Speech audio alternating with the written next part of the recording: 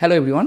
So আজকে কথা বলবো যে টাইপস্ক্রিপ্ট নাকি জাভাস্ক্রিপ্ট। তো রিসেন্টলি একটা ড্রামা শুরু হয়েছে। সেই ড্রামাটা হচ্ছে এই ব্যক্তি, ডেভিড হেইনমিয়ার। এই লোকটা খুবই বিখ্যাত একজন লোক। সে আপনার হচ্ছে রুবি অন রেল যে ফ্রেমওয়ার্কটা হয়েছিল, যেটা এখনও অনেকটা ইউজ হয়, বাট সেই আগের মতো ট্রেন্ডটা নাই। যখন আমি আমার ক্যারিয়ার শুরু করেছিলাম সেই সময় ওইটার ট্রেন্ডটা খুব ভালো ছিল। এনিওয়ে, তো সেটার মানে সে ফার্স্ট ক্রিয়েট করেছিল আর কি।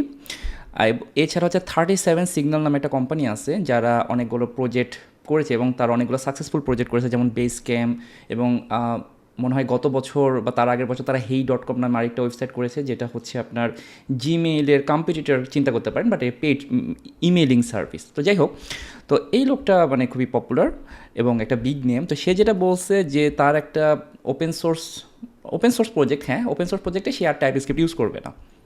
কারণ তার কাছে মনে হয়েছে যে জাভা স্ক্রিপ্ট ইউজ করাটাই বেটার। তার কারণ হচ্ছে আপনার এই টিউটোরিয়ালটা ভিডিওটা দেখলে বুঝতে পারবেন, যদি ইউটিউবে সার্চ দেন। তো সে যেটা বলতেছে যে জাভা স্ক্রিপ্ট ইউজ করার কিছু সুবিধা আছে, আপনার টাইপ নিয়ে চিন্তা করতে হয় না। এছাড়া হচ্ছে আপনার সিনটেক্সগুলো দেখতে ক্লিন লাগে।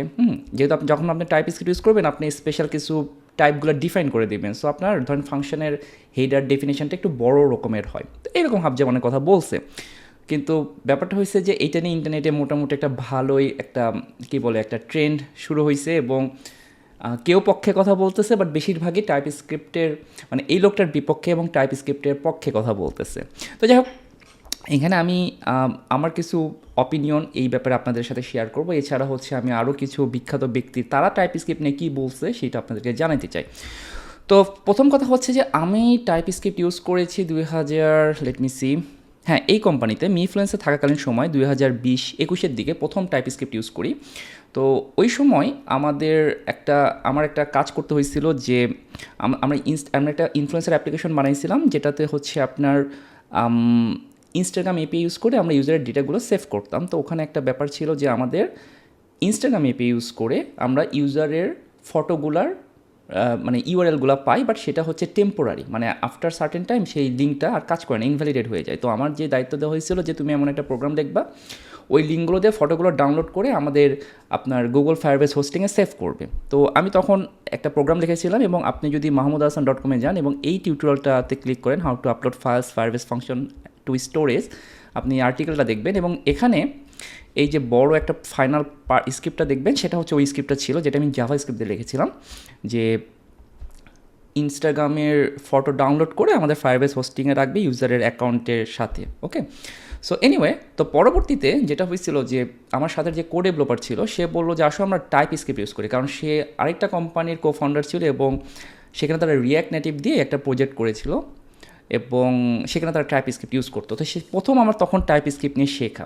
তো প্রথমে আমার কাছে আসলে টাইপ স্ক্রিপ্টটা যে অনেক ভালো লাগছে তা না, আমার কাছে এটা একটু পেইন অন অ্যাস মনে হয়েছে যে আমি মানে এক্সট্রা লিখতেছি। কিন্তু পরবর্তীতে আমি টাইপ স্ক্রিপ্ট ইউজ করতে করতে আমি মোটামুটি দেখলাম যে টাইপ স্ক্রিপ্ট ইউজ করার আসলে সুবিধাই বেশি দেন অসুবিধা।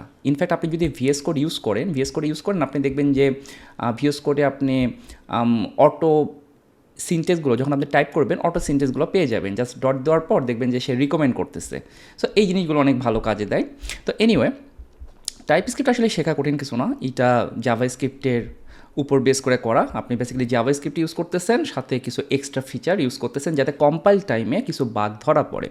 তো আসেন আমরা এই ব্যক্তির এবার দেখি যে এই লোকটার নাম হচ্ছে ব্র্যান্ডেন এইচ এবং সে হচ্ছে আপনার জাভা স্ক্রিপ্টের অরিজিনাল ক্রিয়েটর আর কি। তো এখন জাভা স্ক্রিপ্ট অনেক চেঞ্জ হয়েছে, বাট সে হচ্ছে অরিজিনাল ক্রিয়েটর। তো সে যেটা বলছে, আপনি যদি এই ভিডিওটা দেখেন আপনি ইউটিউবে সার্চ দিলেই পাবেন টাইপস্ক্রিপ্ট ভার্সেস জাভা স্ক্রিপ্ট এবং এই লোকটার নাম দেন। সে যেটা বলছে যে সে টাইপস্ক্রিপ্ট পছন্দ করে এবং সে মনে করে যে আসলে টাইপস্ক্রিপ্ট করার অনেক বেনিফিট আছে। সে জাভা স্ক্রিপ্টের ক্রিয়েটর এবং সে টাইপস্ক্রিপ্ট ইউজ করার কথা সাজেশন করতেছে। ওকে, এটা একটা big name. Another big name Guido ভান রোসাম, আপনারা অনেকে হয়তো চিনবেন যারা পাইথন নিয়ে কাজ করছেন। সে হচ্ছে পাইথনের অরিজিনাল ক্রিয়েটর এবং সে যেটা বলছে আপনি এই ভিডিওতেও দেখতে পাবেন টাইপস্ক্রিপ্ট ভার্সেস জাভা স্ক্রিপ্ট নিয়ে। সে যেটা বলছে যে সেও টাইপস্ক্রিপ্ট পছন্দ করে। ওকে, যদিও এটা মাইক্রোসফট অরিজিনালি ক্রিয়েট করেছিল, পরবর্তীতে গুগল তাদের অ্যাঙ্গুলার ফ্রেমওয়ার্ক ইউজ করে এবং আমি পরবর্তীতে দেখলাম যে রিয়্যাক্ট থেকে শুরু করে অনেক ফ্রেমওয়ার্কে টাইপস্ক্রিপ্ট ইউজ করা যায়, টাইপস্ক্রিপ্টের সাপোর্ট আছে এবং বর্তমানে নেক্সট যে পপুলার ফ্রেমওয়ার্কটা বেসড অন রিয়্যাক্ট সেখানেও আপনার টাইপস্ক্রিপ্ট ইউজ করা হয়। এছাড়া পিজমা.io নামে যে লাইব্রেরিটা আছে জাভা স্ক্রিপ্টের, যেটা হচ্ছে ORM, নেক্সট জিএসে খুব ইউজ করা হয়, সেখানেও টাইপস্ক্রিপ্ট ইউজ করার বিল্ট ইন বেনিফিটগুলো দেওয়া হয়েছে।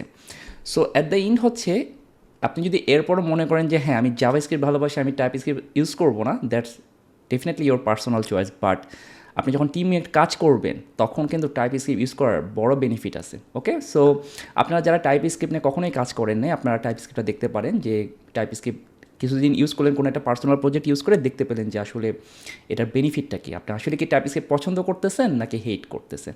ওকে, সো আজকে এ পর্যন্তই, ভালো থাকবেন সবাই।